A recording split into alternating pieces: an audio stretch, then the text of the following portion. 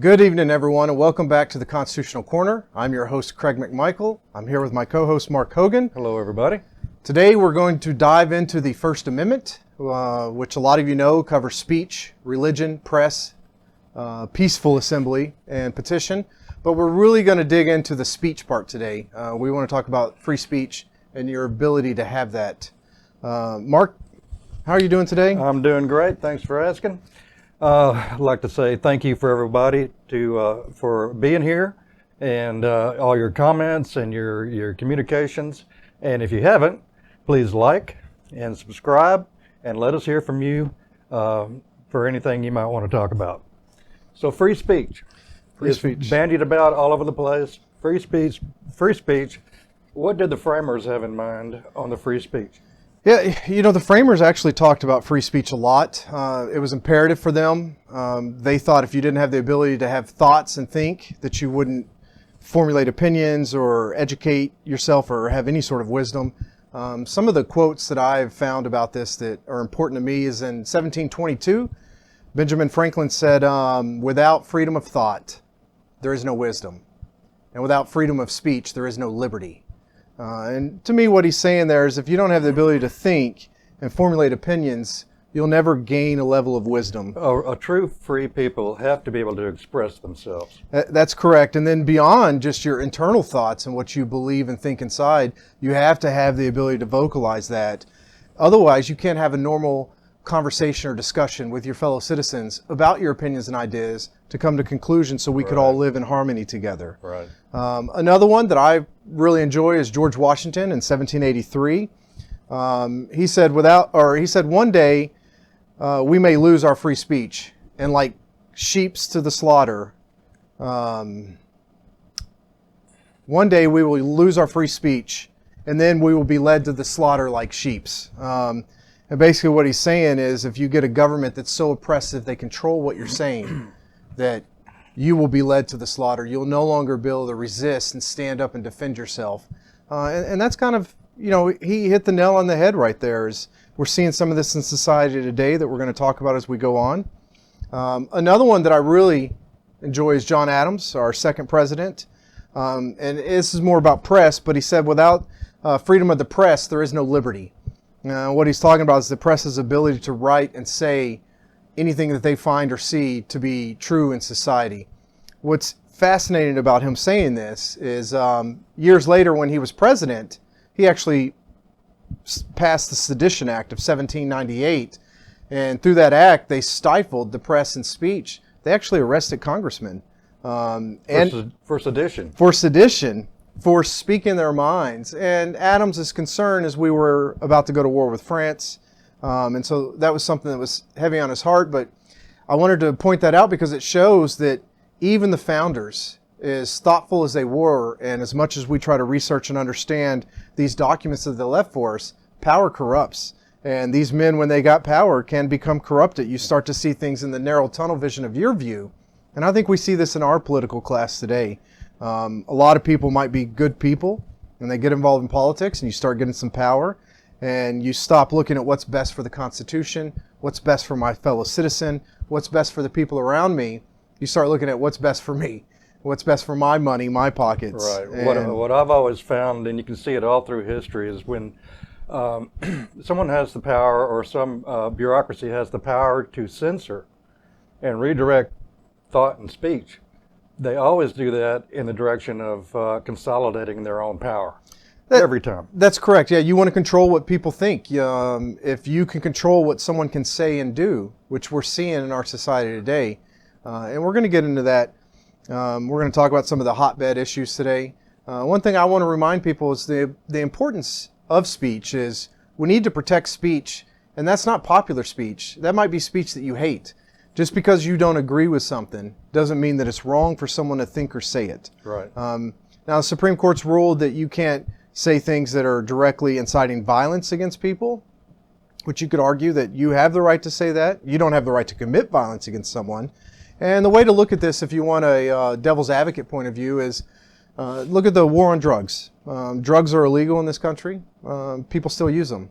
You can't control people's thoughts or what they want to do. You can't legislate morality inside this country.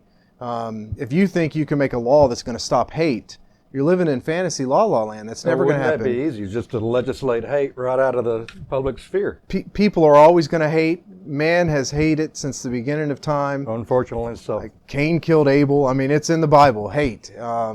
It's just what it is. Some of the laws that I found, and I don't know if you found any, we'll talk about those too, is the first one on speech that I saw that was interesting was in 1943. School children were required to salute the flag and say the Pledge of Allegiance. And the Supreme Court ruled that they no longer had to do that. So I found that to be interesting. And then the next one was in 1968. People were burning their draft cards for Vietnam. And the Supreme Court ruled that they did not have the right to do that. Now, is that because this was an official government document? But it's interesting because 43, you don't have to salute the flag in a classroom. 68, you can't burn your draft card because the government wants to send you to Vietnam. Well, hell, Vietnam wasn't even a war. It was a conflict. Yeah, they never called it a war, never declared a war. Yeah. And then in 1989, out of Texas here, the Supreme Court ruled that you had the right as a freedom of expression and speech to burn the United States flag. And I've talked a lot about this. I remember that, yeah. I've talked a lot about this with people, myself being in the military for 10 years. That's one of the things I always strove for was, I'm here, I did 3 combat tours. I never felt like I was fighting to protect the country in these tours, but you're fighting for American ideas and liberty, and that idea is protecting somebody's ability to burn that flag if that's what they choose to do. Now, I may not agree with them having or them actually burning the flag. Right, but it's a statement of free speech. I wouldn't burn the flag, and if you come on my property and take my flag off my house to burn it, you might get shot because I have my right to self-defense and defense of my flag. Another one that was interesting was 2018. There was a Supreme Court ruling about Minnesota voting attire. Right, what you could and couldn't wear in the voting building. Yeah, in the polling places. You're right. And I think this came out of some people with the Tea Party had gone to the polls and had been told they couldn't wear their Tea Party buttons, and it literally just said... They considered that electioneering, It literally just said Tea Party, yeah.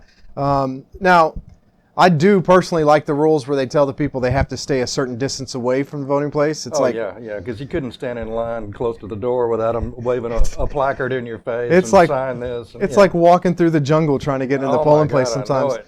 I get so excited when I go up to vote and there's actually a parking spot within that territory they're not allowed to be, and I know I can safely get out of my car without getting harassed and walk in and exercise my right to vote. Generally, people that have shown up to vote have got their mind made up. They're not looking at those signs going, well, I don't know. So I put that to the test in the 2020 election when I went to go vote in Katy, Texas. Uh-oh. And there are certain rules what you can and can't do, wear, or say in the polling area. So here's a picture of me, a little selfie after I voted. Is that a Trump shirt? No. Oh. It says Triumph. Triumph. And it got exactly the reaction I was looking for. In fact, when I walked in there and I was signing, the oppressive voter regulations that you have to sign and show your ID. Mm-hmm. I heard this little voice next to me saying, oh, no, hell no. Wait, hold up. No. You can't wear that shirt. I said, gee, lady, what's wrong with it? Yeah. What do you got against British motorcycles? So they let me vote, of course. Yeah, and this is an interesting one because if you talk about freedom of expression and freedom of thought, what does it hurt to go into a polling place with a candidate's picture on your shirt or their name on your shirt? Or wearing a hat that somebody thinks is associated with a candidate. Are we so terrified in society of visual pictures and thoughts that we can't stand to look at something while we're voting, that it might sway someone's mind while they're voting if I walked in with a candidate's shirt on? Right.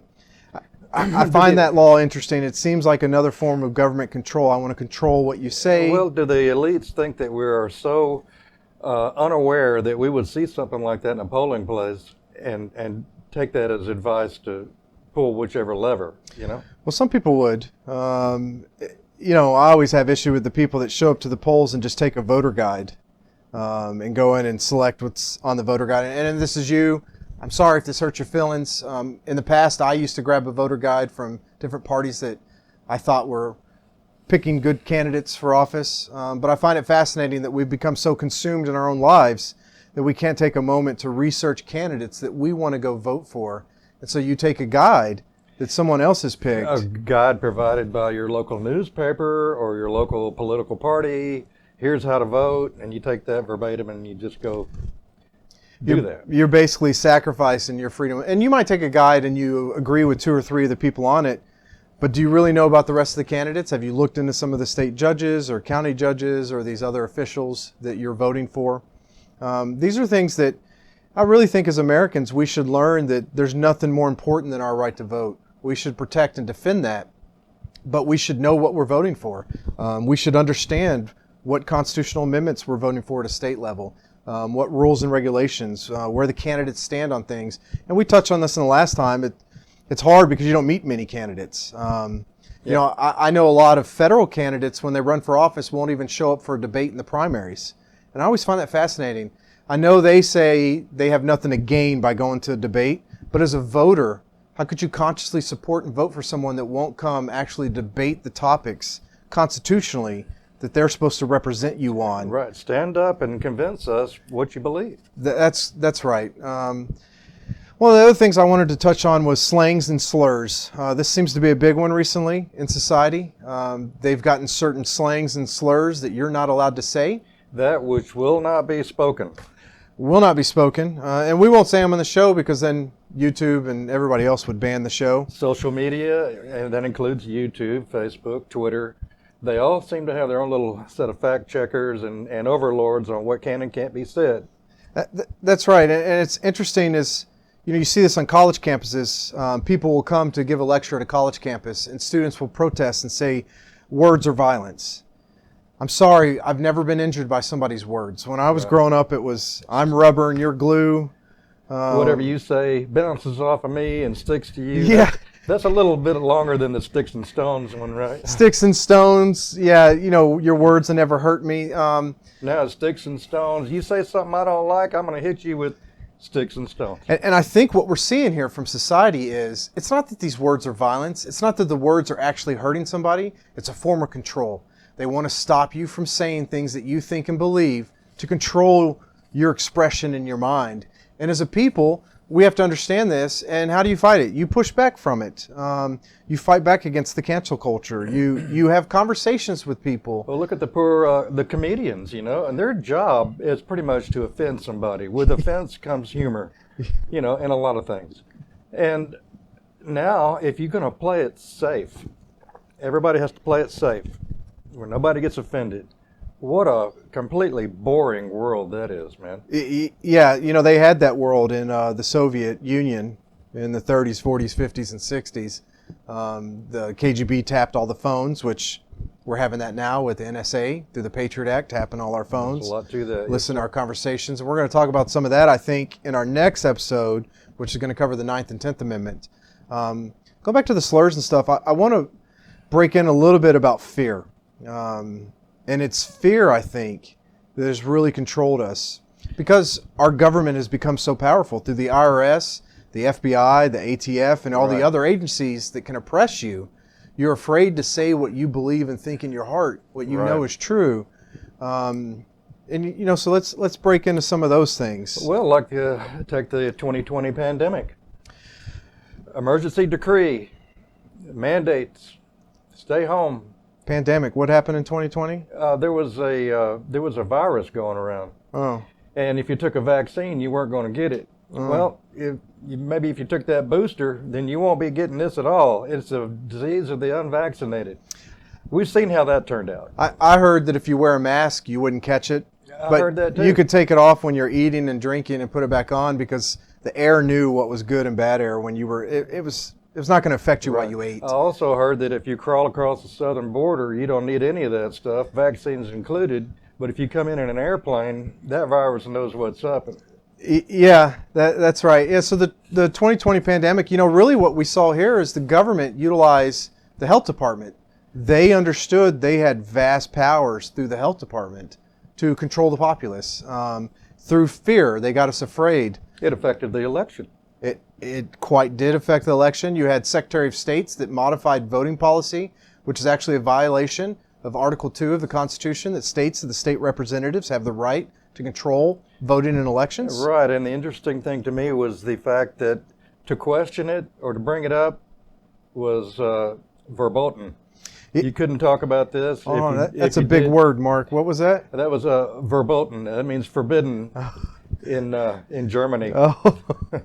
That's where I'll leave that. So, yeah, you know, it was fascinating on the whole COVID debate. If you had a different opinion about the vaccines or the mask or your business being closed or anything else, you basically got shut down and oppressed. You got attacked online. People just were vicious towards you. Yep. And it really showed a society that the government has succeeded in segregating us as a people. We're no longer a people where we can have common discussions with each other. We can't have disagreements and say, you know what, I understand why you believe the way you believe, but I disagree with your opinion, and I'm entitled to my opinion, and it doesn't hurt you for me to have an opinion. And that's kind of why we wanted to start this show, is to show people that you can have these political conversations about our founding documents and about hot button issues inside our society today, and it's not, nobody's going to be injured from this podcast today. I was telling a friend of mine about this new show, The Constitutional Corner, and what we were going to do and what our aim was. And his first question was, well, are you going to have a constitutional lawyer on there? I'm a constitutional lawyer. Are you? Yeah, I got a master's degree from the United States Marine Corps in common sense, and that's what led me into understanding the Constitution. Well, I told him no, and he goes, well, then y'all's opinion don't matter. But let me tell you what, that Constitution was written in pretty simple, plain language for the people. Everything goes back to the people. If you need to be a lawyer to understand the Constitution, that is the way to go. So what your friend has done here, and it's something that a lot of people make a horrible mistake in, is if you read any federal law currently, they're written so you can't understand them. Right, like the tax code. The Affordable Care Act or the tax code. I mean, you're talking about hundreds of thousands or thousands of pages, and at the bottom of the page it'll say reference page 43 subsection D, and that'll reference a completely different bill that you don't even have access to. They're very difficult to read. It brings up that Congressman Corners or something from that said, read the bill. He's like, how am I going to read the bill when I don't have 6 lawyers but in 2 days to read it, or something along those lines. Exactly. What was that guy's name? It doesn't matter. Conyers or something. Yeah. Another one that I found, and this is one of the first ones where I think fear has really come in, is the 1961 affirmative action laws that John F. Kennedy passed. And this one's an interesting one. I don't want people to confuse this. When those laws were passed, they were necessary. There was a lot of discrimination in society. There were a lot of people that had trouble getting out from where they were. And that was before the 1965 Civil Rights Act. That's correct. It was before the Civil Rights Act of 1965.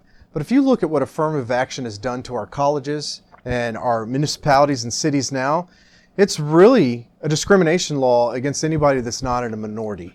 And I find that fascinating. You know, there are kids that are highly qualified for colleges that can't get in because they have to allot a certain amount of spots for kids that aren't qualified for those spots. And while I want everybody to have the best opportunities in life, when did we become a country where we don't judge people on their character and their content, and we judge them on their social status or how they were born at birth? Right. Well, a lot of this wokeness that has been thrust upon us in the last few years has ignored the meritocracy. Work hard, make good grades, and you can get this. You could work hard, make good grades, but that spot's reserved for someone else. Yeah, for affirmative action, I've heard stories about, you know, the fire department in the city of Houston where people, they have to take a test to get promoted. And people will take a test and get a lower score, but get promoted because of their skin color. Right. And that so goes against everything this country was founded on. It goes against what Dr. King preached about. Exactly. It goes against everything, and it's fear, because if you say something about it, you're a racist. I'll probably be called a racist for what I just said now, and that's fine. Words don't hurt me. They're not violence. I'm not concerned about it. Another issue I found was the 1972 Title IX. And this is an interesting one. For you that don't know, Title IX was basically gender equality in education and sports. You know, if you had a male sports team, you had to have a female sports team. Well, that's back when they knew that there were only males and females. Yeah, when there were XY and XX chromosomes. And this is why I wanted to bring this up, is you see now with some of the transgender in sports, which is a fascinating one because it goes against Title IX. And then what really is going to make it interesting is our last Supreme Court nominee sat in Congress and testified that she couldn't tell you the definition of a woman. Okay, this shows you how deep politics and ideology has gotten into the mind of the people that run this country. How can you sit on the Supreme Court of the United States and rule on a case about Title IX and transgenders in sports if you can't even define what a man or a woman is? And your defense is, well, I'm not a biologist. Yeah. Yeah, I'm not a biologist. I'm not a biologist either, but I went to school. I'm not a weatherman, but I know that it's going to rain tomorrow. There are certain things you can just tell. You have a brain. Well, I know what a woman is. I know. I hope I know what a woman is. One other thing I wanted to touch on before we run out of time is the so-called, it's been misnamed, renamed by the woke, the Don't Say Gay Bill of Florida. Florida Don't Say Gay Bill, okay. And Disney came out against it, and they were going to pull their corporate stroke to fight against it. DeSantis changed their tax status. Now, playing devil's advocate, is that not the state, Florida, attacking a corporation for their political free speech? You could say that.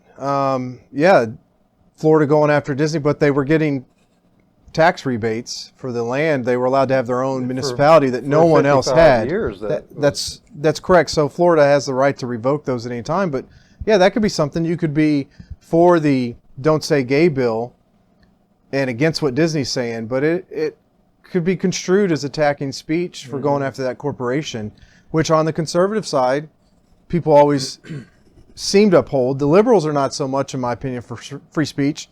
And you'll see this on social media, which is another issue I want to talk about. Social media. So if you like these videos and you want to help us out, I just ask that you share the video. But I will tell you from my experience, and for those of you who do not know, I'm a cybersecurity expert. I deal with cybersecurity all day at work. Facebook is definitely blocking the views on these podcasts if you try to share them on Facebook. Oh, yeah. So if you want to share it, you can try that on Facebook or send it to a direct message to someone. But you'll notice the big tech companies definitely control thoughts and control opinions. Prime example, I have people that have favored me on social media. And basically what that is anything I post, they see at the top of their timeline when they log in. When I share these podcasts, they don't ever see them. They have to actually go to my page to see it. I believe that's referred to as shadow banning, where they actually hide your stuff or make it not so visible and don't tell you. You know, there's behind the scenes. You're only allowed to have the views of the anointed, the elite. And anything else is going to be pushed away so that we can direct your attention and your opinion the way we want to see it. Yeah, and for those of you that don't deal with technology a lot, that might be hard to understand. It's not a person that's sitting there and going through all these posts. They've actually invented artificial intelligence that controls this. It's a computer program that runs behind the scene that controls what you see on your social media timelines. And I wanted to mention about free speech also on social media of how dangerous I think social media has become. What I've noticed in the past 10 years is you have a lot of good patriots in this country. People that believe in the Constitution, they believe in liberty, and they believe in freedom. And what they've done is through social media, they feel like they're making a difference. You're posting in an echo chamber. You're posting to your friends that already see you and already know what you think. You're having discussions with people that might not even be a real person. It might be a bot that's just trolling you online to try to get you fired up on something. If you want to affect change in this political atmosphere that we're in today, you have to get out from behind that computer. Talk to real people. And actually go interact with people. You have to make a difference. You have to talk to your neighbors, talk to your family, talk to your friends. You can't be afraid to say what you believe. Even at work, there are laws against them firing you for having an opinion. And it's bad. I've seen internal documents for companies in their hiring process where they go check people's social media to see if they have any conservative ideas and they won't hire them. And I find that fascinating. I'm wondering why the conservative side of people don't start suing these companies to hold them accountable for the discrimination against free-minded, liberty, conservative individuals. And on top of that, the next subject that I wanted to hit in before we run out of time is the media itself. And this is one of the big ones. The media used to be trusted in this country. You used to be able to watch and they would report the news. There wasn't a lot of opinion in it. I'll tell you now, what I see is we have a media, and I'm talking about national, local, all the media. We have a media that Joseph Goebbels would be proud of. I mean, they have controlled the narrative. They have pushed thought. They ban things. If you talk about the 2020 election where you think there might have been some voter fraud, you get called crazy. Conspiracy theorists. Yeah, they delete the post. The interesting thing is they will not even honestly look into it. There's plenty of evidence. That doesn't make it or break it. But we don't want to examine the evidence? Is it not important enough? Well, voter fraud occurred, and I'm not saying it occurred for Biden. It could have been people stuffing ballots for Trump. I have no idea. And the problem is you have no way to find out, because once you do those ballots that are put in the drop boxes and they take the envelope off, there's no name associated with it. It's just a ballot. So you could do all the recounts you want for people that say, oh, do recounts. The point that I want to get across is the media. The media is controlling the narrative. And you've seen this. If you open your eyes and you look in your heart, you'll see the truth. Think about the impeachments for Trump, Russian collusion. You're talking about a fake document produced by the Democrat Party that had started an entire impeachment trial that we saw on the news for a year every single night. Ran top story. It was the biggest thing in the country, and it was all lie. It was all fake. They didn't prove anything. You talk about some of the COVID stuff. When it first came out in December and January of 2019 and 2020 respectively, the media was talking about the Wuhan virus. And then all of a sudden they decided they didn't want to make China look bad, because I believe a lot of our politicians are in China's pocket. And if you said it was the Chinese virus, you got banned, you got in trouble, people called you a racist. And that's the root of it, the Chinese pockets. I think if you took China and you turned China upside down and you shook it, half our politicians would fall right out of China. Half of our sports leagues, a lot of our companies, they're making products in China with slave labor, so you can buy it cheap here. And at some point as Americans, we have to learn that we have to stand up and fight. We have to defend our freedoms. We have to no longer be afraid to say what we believe to be true. And you might be wrong from time to time. It's okay to be wrong. Nobody's right all the time. Well, maybe one man was right all the time, but everybody else I know has made mistakes. And it's okay to make mistakes. It's our mistakes that we learn from that make us better people. But if we're not even allowed to have a conversation, if we're not allowed to talk to each other about the freedoms and the ideas that we have, then we're destined to be doomed as a society. Amen to that, correct? I think that's about all we have today. I think we covered it as good as we can in 30 minutes. Yeah, we could go a lot longer. Yeah, well, I didn't get into all the woke stuff I wanted to. Folks, thank you so much for being here. Like, subscribe, ring the bell wherever you see that bell. Tell your friends, comment. We'd love to hear from you. For Craig McMichael, I'm Mark Hogan. That's the way we see it. What do you think?